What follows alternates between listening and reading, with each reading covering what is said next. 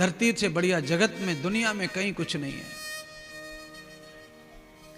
धरती पे जो सुख है वो कहीं नहीं है। कैलाश में कथा नहीं होती, वैकुंठ में कथा नहीं होती, ब्रह्मलोक में कथा नहीं है।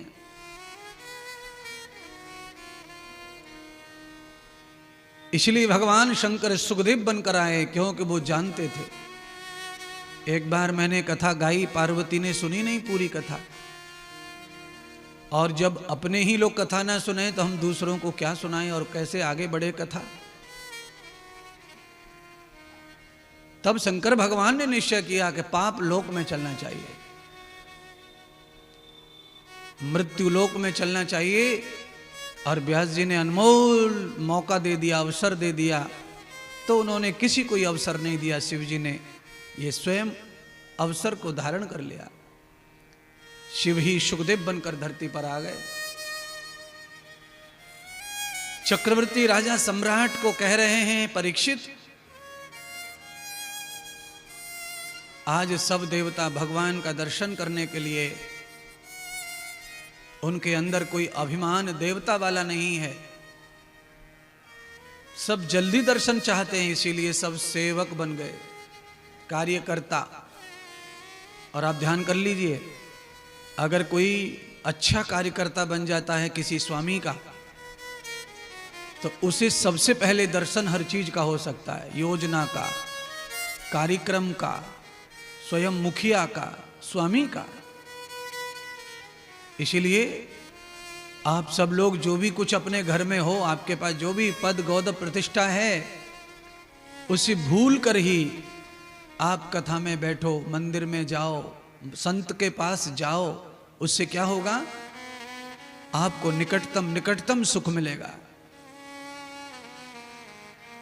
और आपकी वजह से किसी प्रकार का कोई डिस्टर्ब नहीं होगा, कोई असुविधा नहीं होगी किसी को। और आप जब अपने आप के स्वामित्व को लेकर जाते हैं दर्शन को, तो आपकी वजह से तकलीफ होती है, डिस्टर्ब होता है। छोटे मोटे भगत, छोटे मोटे दर्शनार्थी को तो हटा दिया जाता है, ढकेल दिया जाता है, हटो हटो हटो हटो, साहब आ रहे, साहब आ रहे। इसीलिए श्रीमद् भागवत कथा कह रही है, इंद्र क्या बनकर आए, कुबेर क्या बनकर आए, यमराज धर्मराज क्या बनकर आए, सूर्य चंद्रमा क्या बनकर आए।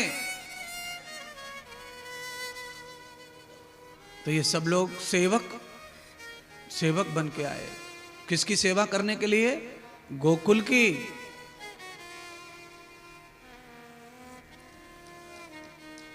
ये कथा का जो पांडाल है, इस पांडाल को वैकुंठ, कैलाश और ब्रह्मलोक से भी महान दिल में समझ लो, क्योंकि इस पांडाल से विशेष कुछ नहीं है दुनिया में। स्वयं भगवान भागवत रूपी कृष्ण बैठे हैं यहां, स्वयं शिव बैठे हैं कथा में, और स्वयं ब्रह्मा कथा में विराजमान है, और सारे भक्त विराजमान है। इसीलिए ये पांडाल नहीं है, ये आपके लिए सर्वत्र कल्याण मुक्ति करने वाला तीर्थ है। यहां आने वाला आदमी सचमुच में मुक्ति के पथ पे चलता है, सचमुच भक्ति के पथ पे चलता है। कैलाश मानसरोवर कई लोग चले गए, लौट आए, गए थे हेलीकॉप्टर से यात्रा कराए, 2-3 दिन रुके, आ गए अपने घर पे। जैसे थे पहले नालायक, वैसे के वैसे ही नालायक के नालायक काम करने लग गए। 4-5 दिन तो ओम नमः शिवाय का पटका खोपड़े पे बांध करके थोड़ी यात्रा की, हेलीकॉप्टर में बैठ के फर पटना, और वहां से रेल पकड़ी घर, और जैसे थे कुकर्मी वैसे ही कुकर्म शुरू।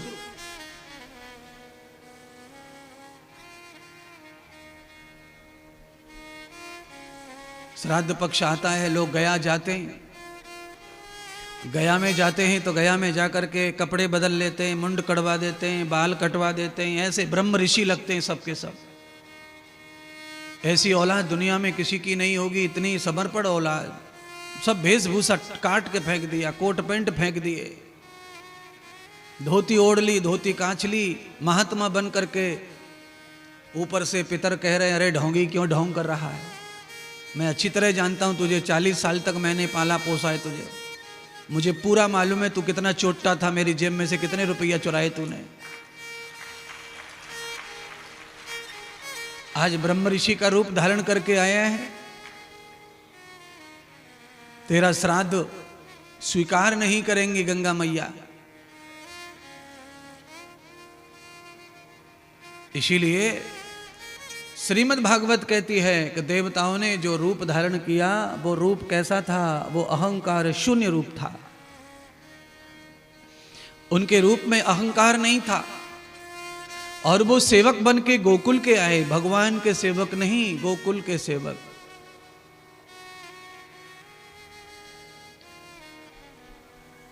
भगवान के उद्देश्य को पूरा करने वाला जो व्यक्ति है वही भगवान का परम भक्त है। आप काम क्या करते हो, भगवान को कोई फर्क नहीं पड़ता आपके काम से। आप तेल बेको, दूध बेको, पानी बेको, शक्कर बेको, गुड़ बेको, दाल चावल बेको, मसाले बेको, कपड़ा बेको, आपको जो बेचना है बेको, भगवान खुश हैं आपसे। पर आप भगवान के कार्यों को कितना आगे बढ़ा रहे हैं, भगवान ये देखते हैं।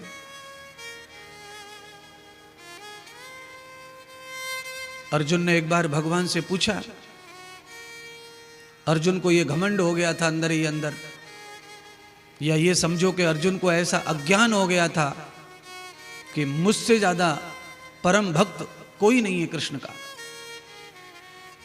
तो अर्जुन ने पूछ ही लिया। कई बार लोग हमसे भी पूछ लेते हैं कि गुरुजी आप सबसे ज्यादा किसको चाहते, किसको चाहते। अब हम कैसे बताएं किसको चाहते। तो भगवान कृष्ण अर्जुन को कह रहे, अर्जुन ये न द्वेषास्तन प्रिय, मेरा कोई प्रिय नहीं है और ना ही मेरा कोई दुश्मन है। ये न द्वेषास न प्रिय, न मैं किसी से द्वेष करता हूं और न मैं किसी से प्रेम करता हूं। तो महाराज फिर हम कौन है? तो कहा तुम भक्त हो हमारे, तो कोई प्रिय भक्त कौन है आपका? तो भगवान कहते हैं ये भजन त्वमाम भक्त्वाम तेन तेसु चाप्य अहम। अर्जुन मेरा सबसे प्रिय भक्त वो है जो मुझे और मेरी कल्पनाओं को निरंतर आगे बढ़ा रहा है, वो मेरा प्रिय भक्त है।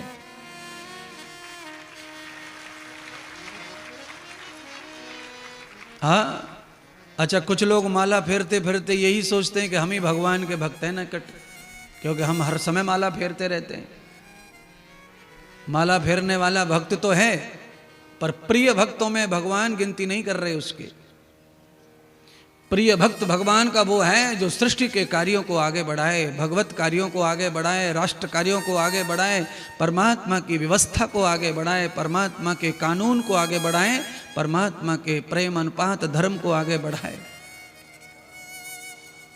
ये भजन तमाम भक्ताम, जो निरंतर मेरा ध्यान कर रहा है,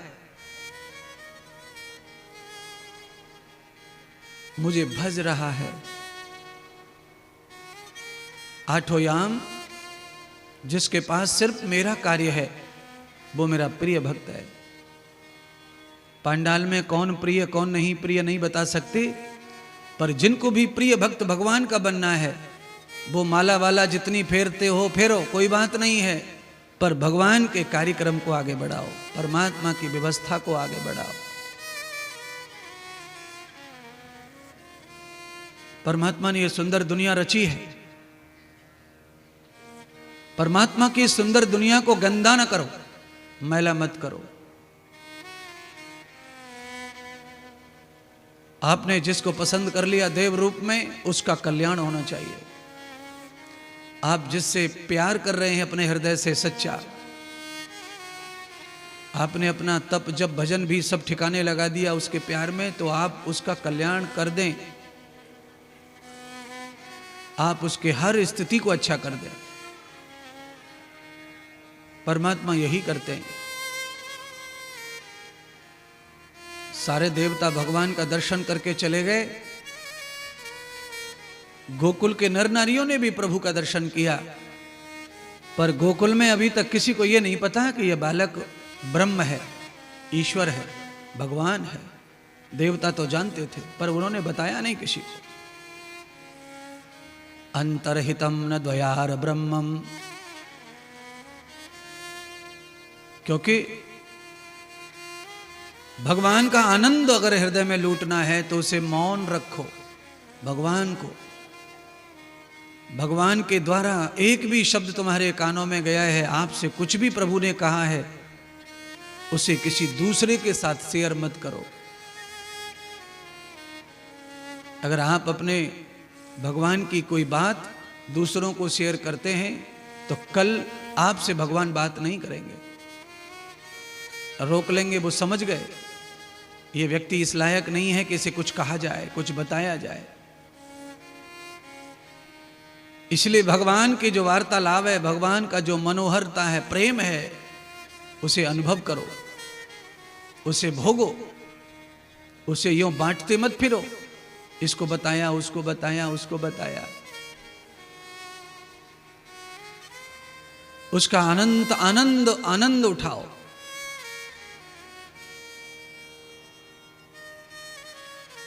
एक दिन उत्सव बीता, 2 दिन उत्सव के गए, 3 दिन उत्सव के गए। देवताओं ने प्रचार किया भगवान का अपने लोक में जाकर। देवताओं से रुका नहीं गया, आनंद पचा नहीं देवताओं से। देवों के देव महादेव के पास पहुंच गए देवता और जाकर कहा, महादेव जिनका तुम ध्यान धरते हो वो बालक रूप में गोकुल में पधार गए। और उनका बालक रूप देख करके ऐसा लगता है कि ब्रह्म जो रूप है उनका वो कुछ अच्छा नहीं है। भगवान के मानव रूप को देखकर, भगवान का मानव रूप ऐसा है कि उसे भुलाया नहीं बुलाया जा रहा है। और भगवान का निराकार रूप ऐसा है जो पल भर में भूल जाता है, बिसर जाता है। जैसे ही महादेव ने सुना कि मेरे परमात्मा ने मानव रूप धारण कर लिया है, महादेव विलंब न करते हुए चल पड़े कैलाश से और श्री गोकुल में पधारे। और गोकुल में आकर महादेव अपनी महादेवगिरी नहीं दिखा रहे, ये कथा है। देवताओं ने अपनी गिरी नहीं दिखाई, देवतागिरी। महादेव अपनी महादेवगिरी नहीं दिखा रहे, और वो किसी को ये नहीं कह रहे हैं कि मैं महादेव हूं। और वो अपने से ज्यादा भाग्यवान गोकुल के गौलों को, गोकुल के गौचरों को समझ रहे हैं।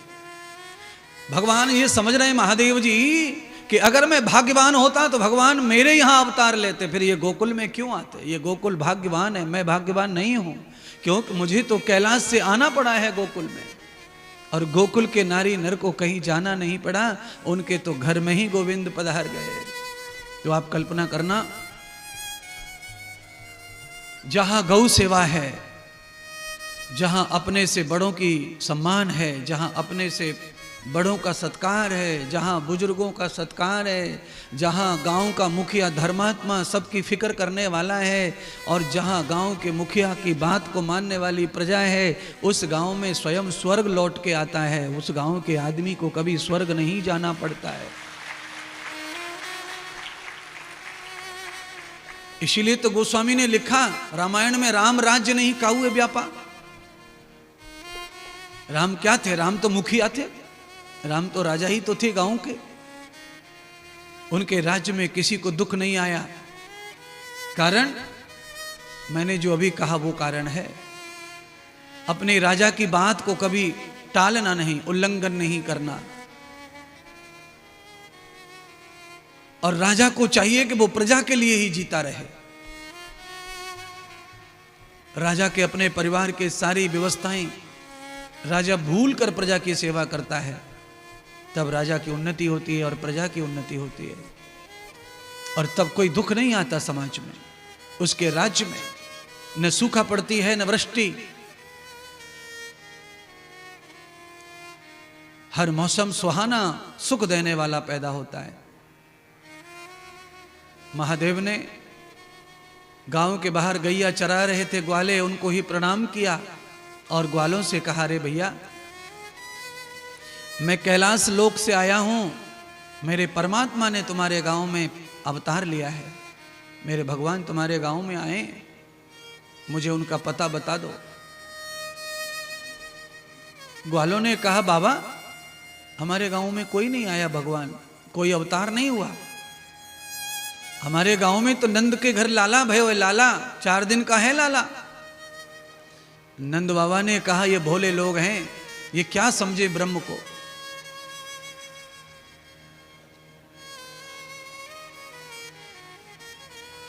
क्योंकि राम जी ने अवतार लिया कौशल्या के घर में आंगन में, और राम जी जब चतुर्भुज ब्रह्म बन के आए तो कौशल्या ने कहा कि ये रूप पसंद नहीं है हमको, हमें तुम ऐसे नहीं चाहिए, हमारे घर तुम बालक बन के आओ, मनुष्य बनकर आओ, ब्रह्म बनकर मत आओ। मां की इच्छा पूरी करने के लिए ब्रह्म ने बालक रूप धारण कर लिया। तो आप कल्पना करो, कथा समझ लो, केवल शिव जानते हैं कि ये ब्रह्म है, नंद का लाला नहीं है, और गांव के लोग जानते हैं कि ये नंद का लाला है। क्यों? जैसे कौशल्या को लाला चाहिए था, ऐसे नंद की यशोदा को भी लाला ही चाहिए था, उसे ब्रह्म नहीं चाहिए था। या तृष्णाम गते भूयः, मैं गारंटी से कह सकता हूं, जिस माता को पुत्र की भूख पैदा हो जाती है उसे दुनिया का कोई भगवान नहीं चाहिए, उसे पुत्र से ही शांति मिलेगी। जिसे धन की भूख हो जाती है उसे पूरे ब्रह्मांड दे दो, पर जब तक उसे धन नहीं मिलेगा वो शांत नहीं होगा। प्यासे आदमी को देसी घी के पराठे खिला दो, उसकी प्यास बुझने वाली नहीं है। प्यासे आदमी को तुम खारा भी पानी पिलाओगे तो चलेगा, पर प्यास तो पानी से ही बुझेगी। कभी कभी भूख भी प्यास से बुझ जाती है, पानी से। आदमी भूखा रह लेता है पानी पी पी कर, पर प्यासा रहना कठिन है। प्यास का दूसरा नाम तृष्णा है, पर यह तृष्णा क्या करती है? धीरे धीरे आदमी को दुख और नरक की ओर ले जाती है। इसीलिए तृष्णा को धीरे धीरे खत्म करते जाना चाहिए, उसे पकड़ के नहीं बैठना चाहिए। एक बार तृष्णा पूरी हो गई तो उसमें संतुष्ट हो जाओ। पुनः पुनः पुनः पुनः तृष्णा करोगे तो कभी न कभी तृष्णा हाथ नहीं आएगी, तो आपको मुंह के बल गिरना पड़ेगा और आप हमेशा के लिए दुखी हो जाओगे। इसीलिए भगवान ग्वालों को कहते हैं, और ग्वाल कहते हैं हमें नहीं पता बाबा, आगे चले जाओ। शंकर भगवान गोकुल में प्रवेश हो गए, आगे ग्वालियां मिली। गोपियों से पूछा, गोपियों ने कहा बाबा ये सामने है ना बड़ा सा घर दिख रहा है, यही नंद का घर है, और यहां 4 दिन पहले लाला ने जन्म लियो है। अगर आप चाहो तो वहां चले जाओ, हो सकता है तुम्हारा संशय दूर हो जाए, बालक को देखकर ये पता चल जाए कि ये ब्रह्म है कि नहीं, परमात्मा है कि नहीं। आप जाइए। तो महादेव गोपियों के आधार पर पता लेकर के नंद के घर पहुंच गए।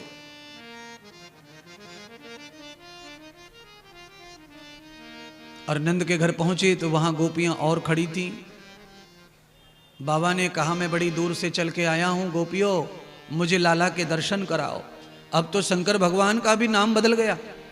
शंकर भगवान ने गांव में आकर ये जान लिया दिन भर में कि यहां लाला बोलो या ब्रह्म बोलेंगे तो पता मिलने वाला नहीं है। और आप भी सब जानते होंगे, मंदिर चाहे सैकड़ों बनवा लो, मंदिर चाहे और करोड़ों बनवा लो, पर ब्रह्म का पता मिलने वाला नहीं है।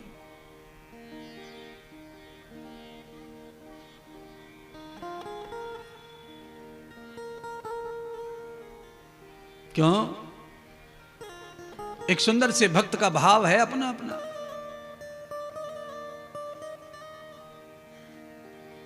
कि श्याम तुम्हें मैं खत लिखती, पर पता मुझे मालूम नहीं। मेरा बड़ा मन कर रहा है पत्र लिखने का, पर तुम्हारा पता नहीं, पता कहाँ है, कहाँ हैं आप? धरती पाताल चराचर में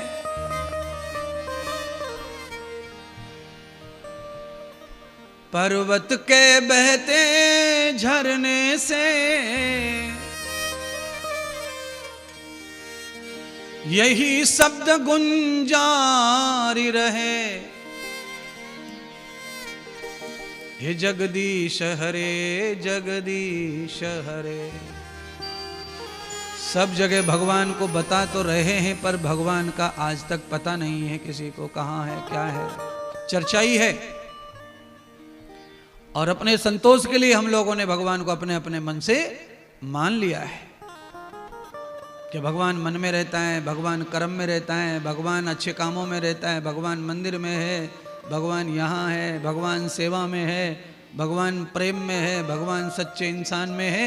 ये हमारी खुद की मानसिकता है। सर्वत्र है भगवान, तो यहां भी है, जहां जहां मान रहे लोग वहां है। पर शंकर भगवान को नहीं पता कहां है। भगवान तो शंकर को पता है, वो अंतर्यामी है। पर भगवान शंकर किसी को ये नहीं बताना चाहते कि वो ब्रह्म है और वो महादेव हैं, क्योंकि खुद को लुटा के ही ब्रह्म मिलता है। अगर आप अपनी जगह पर जो है वही बने रहे तो आपको ब्रह्म नहीं मिलेगा, आपको संसार का सुख नहीं मिलेगा। इसीलिए आपको अगर दुनिया में कोई सुख चाहिए तो आप अपनी जगह से पहले अपने आप को पहले खत्म कीजिए, पहले अपने अहंकार को मिटाइए।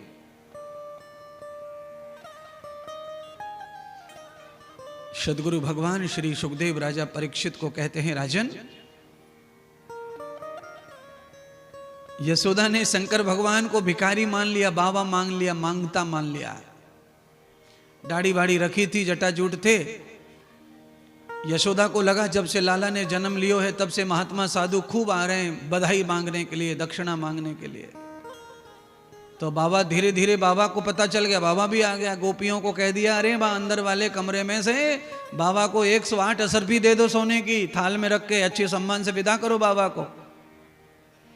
गोपियां 108 असरफी लेके आ गई, बाबा के सामने रख दी। शंकर भगवान ने कहा, री गोपियों,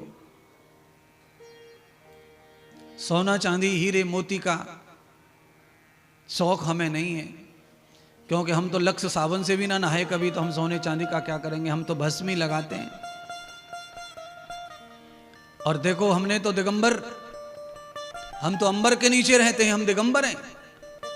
हमारे पास तो छत भी नहीं है और ना कोई झोली ना झंडा, तो तुम्हारे हीरे मोती सोने चांदी को क्या करेंगे लेकर। और जो सोना चांदी का लालच दिखा रही हो गोपिया, वो बाबा नहीं है, हम भक्त हैं परमात्मा के, हम दर्शन के लिए आए। और जो परमात्मा का सच्चा भक्त है वो किसी प्रकार की डिमांड लेके नहीं आता हृदय में, केवल एक इच्छा है उसकी, और वो इच्छा है यस्यम नेत्रोपि दर्शनः, इन पुतलियों को दर्शन हो जाए, बस धन्य हो जाए ये काया, ये शरीर। मन से तो हम रोज दर्शन करते हैं। भगवान शंकर कह रहे हैं हम दिल में रोज दर्शन करते हैं भगवान का, हर रोज। पर इन आंखों ने दर्शन नहीं किया कभी। और आप सब लोग कान खोल के सुनो, जब तक आंखों को दर्शन नहीं होगा तब तक काया का कल्याण होने वाला नहीं है। आंखों को दर्शन चाहिए। 50 वर्ष तक लगातार सुदामा भगवान का कीर्तन गा रहे थे, पर रोटी खाने की भी जगह नहीं थी घर में, रोटी पकाने को चूल्हे नहीं थे, रोटी पके ऐसा अन्न नहीं था।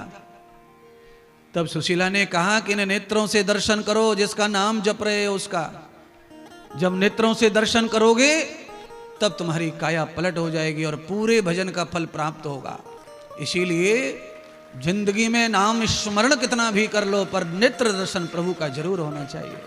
इसीलिए वो गोपियां धन्य हैं, वो ग्वाल धन्य है जिन्हें भगवान के आते ही दर्शन प्राप्त हुए।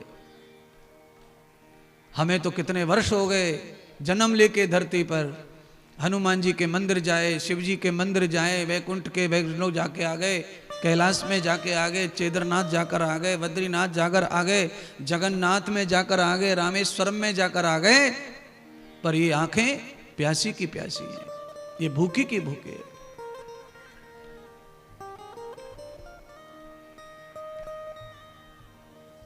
शंकर भगवान ने जब दान लौटा दिया तो यशोदा को बड़ी गर्मी आ गई, क्योंकि यशोदा थी तो बहुत ही यश देने वाली माता, पर पुत्र पैदा हुआ तो थोड़ा घमंड सा आ गया था यशोदा को, और आ ही जाता है। अब कल्पना करो, किसी भी घर में बहू को पहले बेटा हो जाए तो समझ लेना 5-6 सीढ़ी ऊपर चढ़ गई वो घर में, अब उतरना बड़ा कठिन है उसका।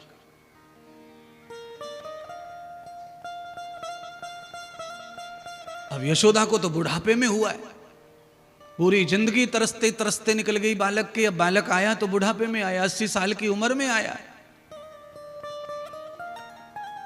4 दिन में जो देवताओं ने, जो पूरी दुनिया ने नंद बाबा के घर में धूल उखाड़ दी, इसीलिए यशोदा को ये तो लगने लग गया कि मेरा बालक कुछ तो अलग है दुनिया से। नहीं तो गोकुल में तो रोज बच्चे पैदा हो रहे हैं दुनिया भर के, कोई किसी के घर जा नहीं रहा दर्शन करने के लिए। और सच बात है, पहले तो प्रथा थी दर्शन की, अगर किसी के घर बालक हुआ तो लोग जाते थे उपहार लेकर के, भेंट लेकर के दर्शन करने जाते थे, कपड़ा देते थे, सोना देते थे। कहते हैं जब तक पहला बर्थडे नहीं आता था बच्चे का, तब तक बच्चा बाहर के कपड़े पहनता था, बाहर का ही सोना पहनता था, सब इससे बच्चे की आयु बढ़ती थी, ऐसा मानते हैं। पर अब तो कल्याणी हो गया बच्चे का, अब तो हॉस्पिटल में, हॉस्पिटल से घर आता ही दूल्हा बन के छोरा।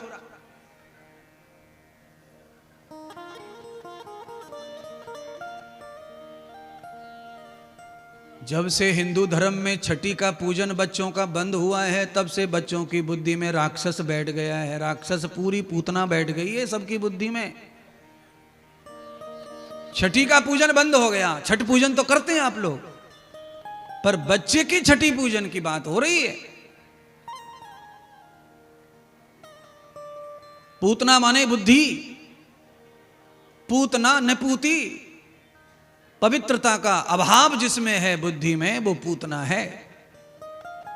जिस बुद्धि में पवित्रता नहीं है, पूतना की कथा को 2 मिनट 4 मिनट के बाद सुनाएंगे। यशोदा मैया ने ग्वाल बाल गोपियों से कहा, इस बाबा से बता दो, बाबा ज्यादा जिद मत करो,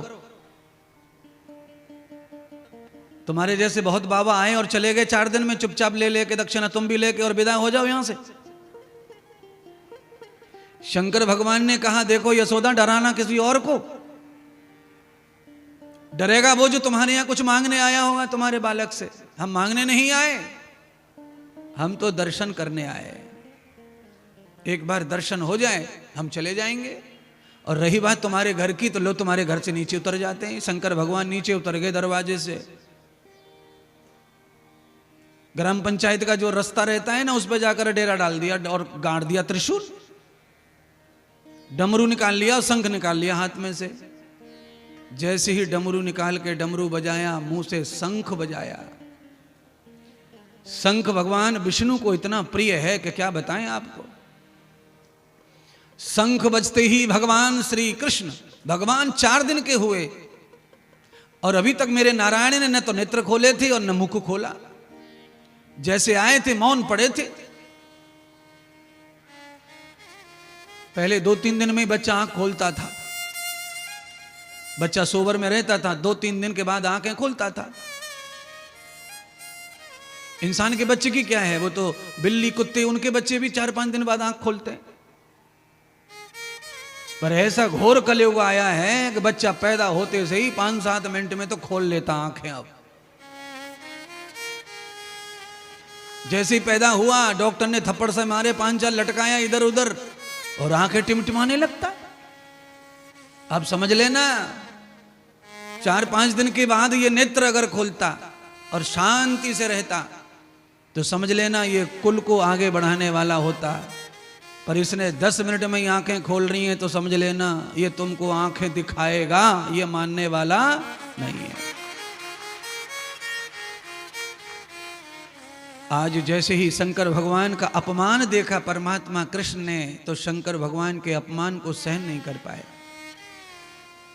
मेरी वजह से आज मेरे प्रिय भक्त का, मेरे प्रिय मित्र का, मेरे प्रिय बंधु का, भगवान नारायण का और भगवान श्री शिव जी का भगवत प्रेम भी है और मित्र प्रेम भी है। ये समय आने पर दोनों एक दूसरे के स्वामी बन जाते हैं। कभी शिवजी स्वामी बना लेते हैं, कभी नारायण स्वामी बना लेते हैं शिवजी को। भगवान ने अचानक रोना शुरू कर दिया पालने में। यशोदा मैया सब गोपियां भाग पड़ी, जोर से सबने तालियां बजाई, जय जयकार की। कहा यशोदा तेरा बालक रो गया 4 दिन बाद, अब तू टेंशन मत ले। पैदा होने के बाद बालक नहीं रोता है तो ये टेंशन रहता है कि इसको बुद्धि है भी कि नहीं भी। अब पक्का हो गया कि तेरा छोरा पूरा फुल बुद्धिमान है। 5-10 मिनट का रोना हो तो ठीक है, अब जो रोना शुरू किया तो अब स्टॉप नहीं ले रही गाड़ी, धड़ धड़ रोती चली जा रही है। अब यशोदा टेंशन में आ गई कि अब ये कब चुप होगा, कब चुप होगा, नहीं चुप हो रहा। यशोदा ने मौसी को आवाज लगाई, आज मौसी आई है क्या? आज एक क्या 4 आ गई हैं मौसी। पर ये मौसी नहीं थी, उसका नाम था पूर्णमासी, अमावस्या पूर्णमासी। गोकुल में एक मां रहती थी जिनका नाम पूर्णमासी था। जिनके भी बच्चे रोते थे उन सब रोते बच्चों का वो इलाज जानती थी। आप कल्पना करिए, मेरी बातों को समझने का प्रयत्न करना। पहले बच्चों के डॉक्टर नहीं थे। आज से 30-40 साल पहले भी डॉक्टर बच्चों के नहीं थे। गांव में बूढ़ी बड़ी दादी नानी ही बच्चों की डॉक्टरी अच्छी तरह करती थी। नानी दादी को बुला लिया, मौसी को लेकर आए। मौसी को कहा, मौसी देखो ये चुप ही नहीं हो रहा, चुप ही नहीं हो रहा, चुप ही नहीं हो रहा, चुप ही नहीं हो रहा। सब गोपियों ने भगवान को अलग अलग प्रकार का प्यार दुलार दिया। कोई कंधे पर झुलाए, कोई गोद में झुलाए, कोई लोरियां सुनाए, कोई पलना झुलाए, पर वो चुप ना होवे। क्यों होंगे चुप? जब तक भगवान का भगत सुखी नहीं होगा तब तक भगवान भी सुखी रह सकते नहीं है। इसीलिए भगवान पर उंगली उठाना बंद कर दो सब। परमात्मा सुख करता है, सुख का भंडार है, पर जब उसका कोई भक्त दुखी होता है तो प्रभु दुखी होते हैं।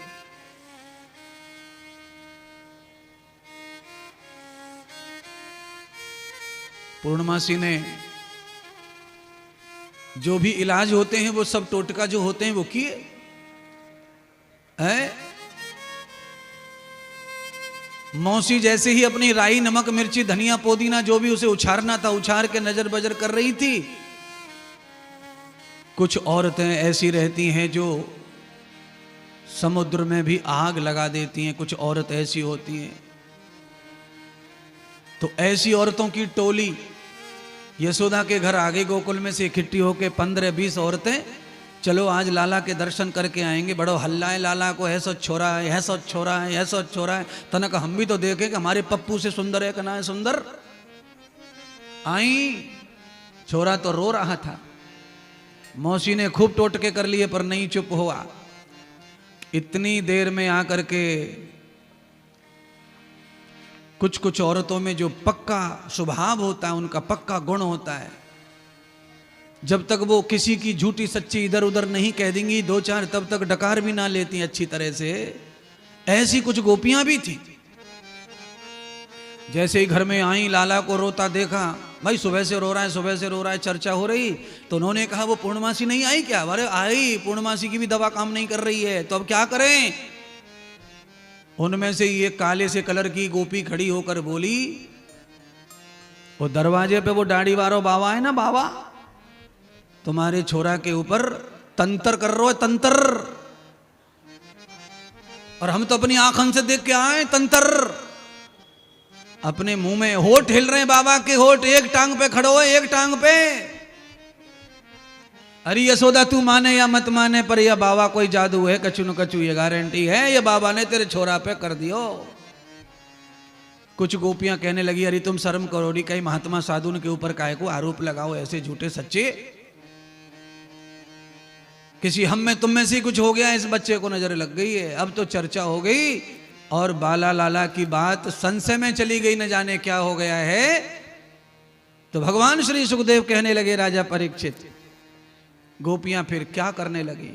इधर उधर खोजने लगी कि हुआ तो हुआ क्या है। अरे कौरसी ने मार दियोरी टोना मेरो मचल्यो है श्याम सलोना।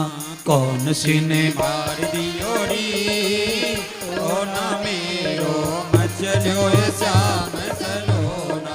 कौन सी ने मार दियोरी टोना मेरो मचल्यो श्याम सलोना। मचल्यो श्याम सलोना सखीरी मचल्यो श्याम सलोना। मचल्यो श्याम सलोना सखीरी मचल्यो श्याम सलोना। कौन सी ने मार दियोरी टोना मेरो मचल्यो श्याम सलोना।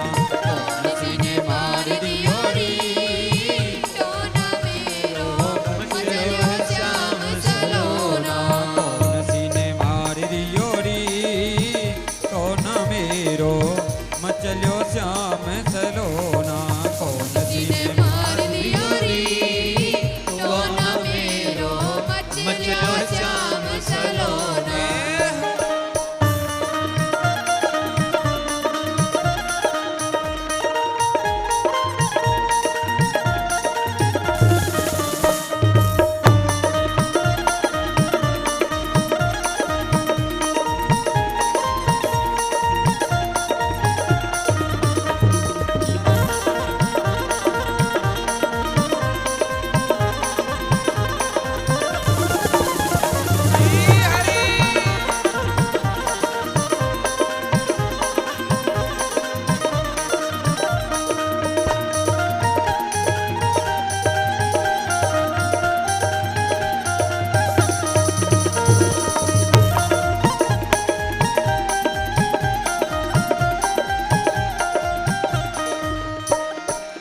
भूल गई मैंने दियो नया के माथे बीच टिटोना। भूल गई मैंने दियो नया के माथे बीच टिटोना। भूल गई मैंने दियो नया के माथे बीच टिटोना। रोए रोए रुदन करे मेरो बारो। रोए रोए रुदन करे मेरो बारो। रोए रोए रुदन करे मेरो बारो। तोड़ दिए खिलौना। कौन सी ने मार दियोरी टोना मेरो चलियो ए श्याम सलोना। कौन सी ने मार दियोरी टोना मेरो मचल्यो श्याम सलोना। कौन सी ने मार दियोरी टोना मेरो मचल्यो श्याम सलोना। कौन सी ने मार दियोरी टोना मेरो मचल्यो श्याम सलोना। ए हो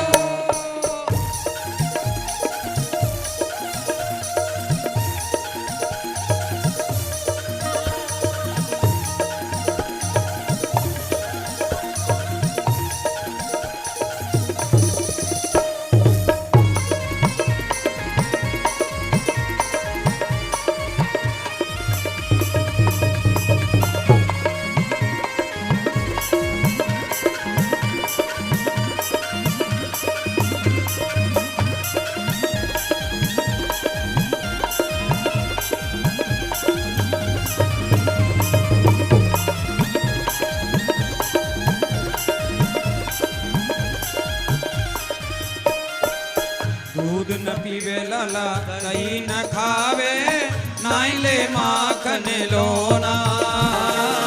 दूध न पीवे लाला दही न खावे नाइले माखन लोना। दूध न पीवे लाला दही न खावे नाइले माखन लोना। नावे न धोवे लाला सोते बिसराई। नावे न धोवे लाला नावे न धोवे लाला सुध बिसराई। आँख न खोले मेरो छोना। कौन सी मार दियोरी टोना मेरो मचल्यो है श्याम सलोना। कौन सी ने मार दियोरी टोना मेरो मचल्यो श्याम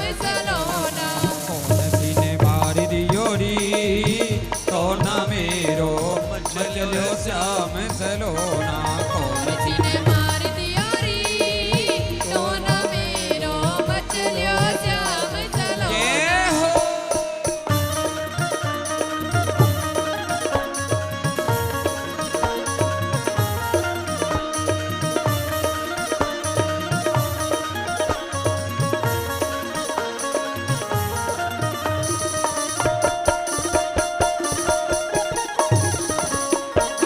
बोलिए बालकृष्ण भगवान की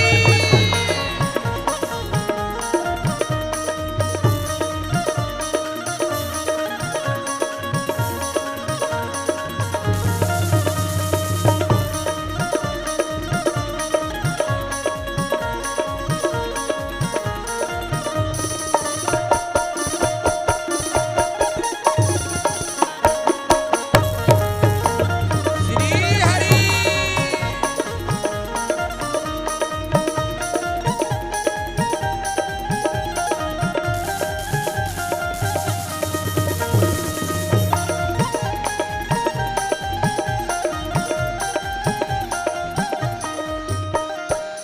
पहले ही मैंने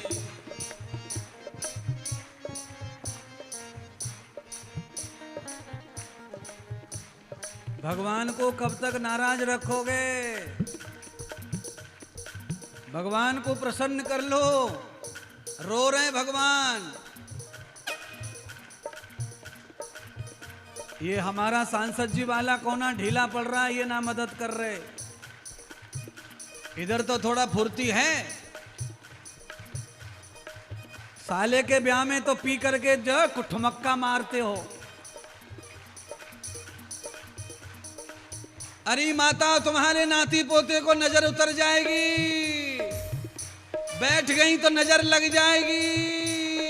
कौन सी ने मार दी ओरी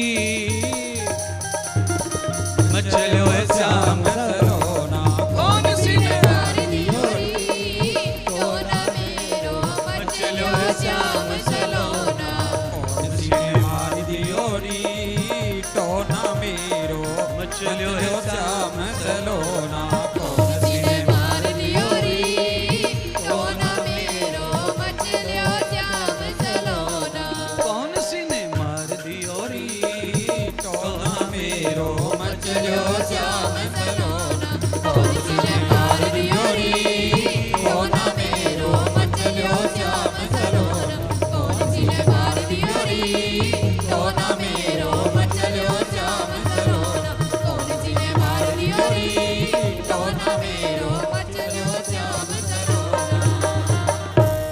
नमः पार्वती पतये हर हर महादेव भक्तवत्सल भगवान की जय हो।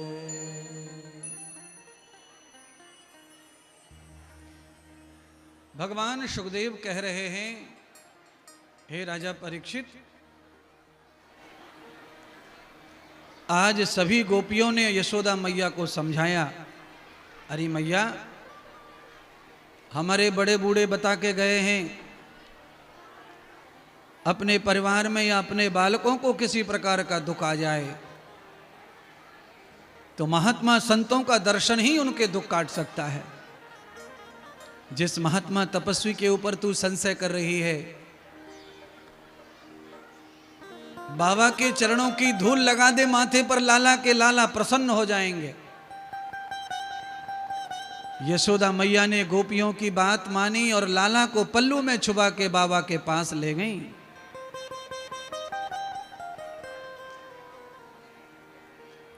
शंकर भगवान ने कहा, री गोपी,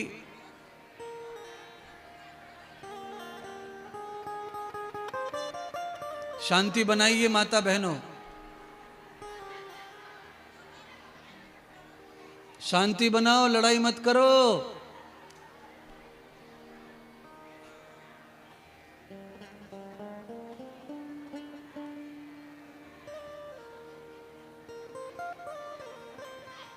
यशोदा ने अपने पल्लू से कन्हैया के पैर बाहर कर दिए। शंकर भगवान को तो चरण ही चाहिए थे, चरणों का दर्शन हुआ। शंकर भगवान ने माथा टेक दिया, और जैसे ही कन्हैया जी के माथा चरण स्पर्श हुआ, श्याम सुंदर का रोना बंद हो गया। शंकर भगवान ने ऊपर की ओर निहारा, नेत्रों में नेत्र डालकर देखे तो परमात्मा खिलखिलाकर हंसने लगे। अपने महादेव शिष्य अपने भक्त को प्रसन्न देखकर कन्हैया हंस रहे। महादेव ने दर्शन करके भगवान की भविष्यवाणी कर दी। अरे ग्वाल बाल गोपियों, अरे यशोदा, ये जो तुम्हारे लाला हैं ये त्रिलोकी नाथ हैं, ये सत्य सनातन ब्रह्म हैं और ये तीनों लोकों के अधिपति हैं। ऐसा कहकर के शंकर भगवान वहां से विदा हो गए। साधु का दर्शन अगर बालक को मिलता रहे तो उसका परिणाम कितना बढ़िया हो सकता है। एक दिन बीता, 5 दिन के भगवान हुए, 6वां दिन आया। एक दिन पहले ही शंकर का दर्शन हुआ, महात्मा जी का दर्शन हुआ। यशोदा मैया ने नंद बाबा को बुला करके पूरे गोकुल में न्योता दिलवा दिया। सारी गोपियां स्नान ध्यान श्रृंगार करके कोरे कोरे लाल लाल वस्त्र पहनकर, लाल ही रोली, लाल ही कुमकुम लगाकर सब मेरे घर पधारे शाम को। आज मेरे लाला का 6वां दिन है, इसलिए आज मेरे लाला का स्नान होगा पहला, और पहले स्नान का नाम ही छठी पूजन है। सत्य सनातन वैदिक धर्म, भागवतीय धर्म हमारे हिंदुस्तान का, हमारे आर्यों का, हमारी इतनी खुशकिस्मत है कि हम ऐसे धर्म में पैदा हुए हैं जहां पर खाना पीना नहाना धोना हर चीज का मंत्र और मुहूर्त है।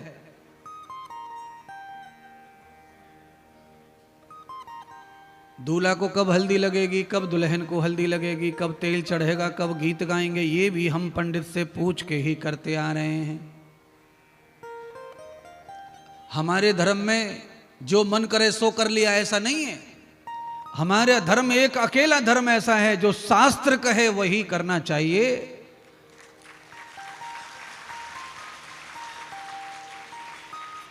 आज हम शास्त्र के कहे अनुसार काम नहीं कर रहे हैं तो तलाक ही तलाक हो रहे हैं, फजियते के फजियते हो रहे हैं और दुष्ट के दुष्ट पैदा हो रहे हैं।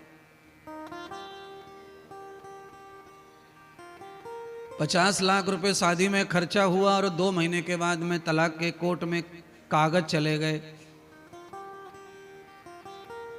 6 महीने में ऐसा क्या था जो सब अच्छा लग रहा था, अब 2 महीने में ऐसा क्या खराब हो गया जो कुछ अच्छा नहीं लग रहा है। अब तलाक के बगैर शांति नहीं मिलेगी। शास्त्र की मर्यादा तोड़ने वाला ये दर्शन है।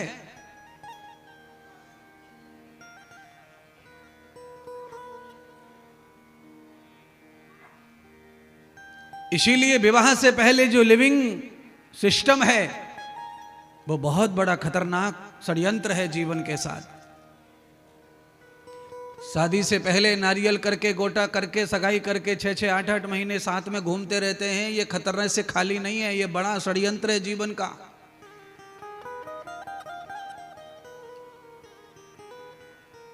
हमारे यहाँ तो परंपरा है, बहू का मुंह भी देखना हो तो दक्षिणा देकर मुंह देखने की परंपरा रही है भारत में। अब बहू का मुंह देखने वाले लोगों की संख्या अचानक कैसे घट गई क्या पता है। पहले तरसते थे बहू का मुंह देख लें, भाभी का मुंह दिख जाए। अब मुंह देखने वालों की संख्या घट कैसे गई।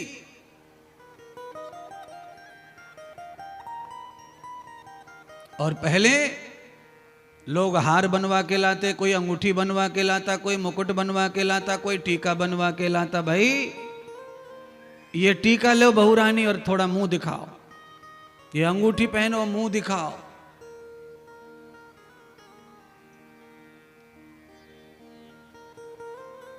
कम से कम चेहरे की वैल्यू तो थी पहले। अब चेहरे सुंदर ज्यादा हैं, पहले चेहरे सुंदर कम थे, अब सुंदरता ज्यादा है चेहरों पे। पर अब किसी को मुंह देखने की कोई तृष्णा नहीं है महाराज।